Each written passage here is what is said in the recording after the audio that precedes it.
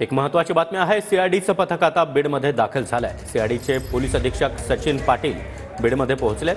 बीडच्या शहर पोलीस ठाण्यामध्ये आज काही जणांची चौकशी केली जाणार आहे। बीडच्या मस्साजोगचे सरपंच देशमुख हत्या प्रकरणामध्ये आता सीआयडीचं पथक हे बीडमध्ये दाखल झालंय। सीआयडीचे पोलीस अधीक्षक सचिन पाटील बीडमध्ये पोहोचलेत आणि शहर पोलीस ठाण्यामध्ये आज काही जणांची चौकशी होणार असल्याची माहिती मिळते आहे।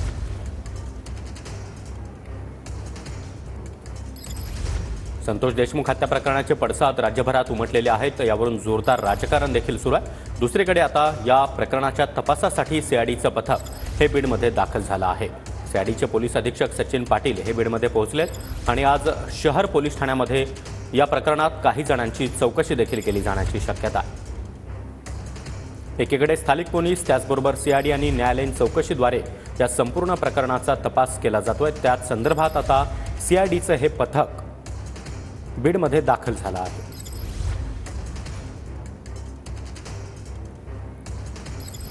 तर सीआयडीचं पथक बीडमध्ये पोहोचलेलं आहे। पोलीस अधीक्षक सचिन पाटील हे आता बीडमध्ये दाखल झाले।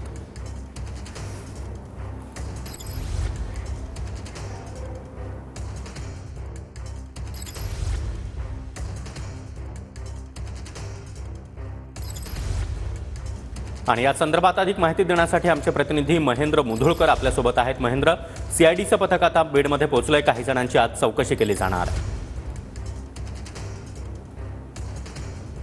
नक्कीच सागर, सीआयडीचं पथक जे आहे बीडच्या शहर पोलीस ठाण्यामध्ये सध्या पोहोचलेलं आहे। मी शहर पोलीस स्टेशनच्या बाहेर आहे। सीआयडीचे जे पोलीस अधीक्षक आहे सचिन पाटील नेमकंच आज इथे आलेले आहेत आणि बाजूला जर बघितलं या वाहनं जे आहेत त्यांचे या वाहनातून ते पथक इथं आलेलं आहे। रात्रभर जे पथक आहे ते टेहाळणी करत होतं। मात्र आता जर परिस्थिती जर बघितली तर दोन ते 5 मिनिटापूर्वी पथक आलं आणि काही महिलांना देखील या ठिकाणी या पथकाने आणलेलं आहे।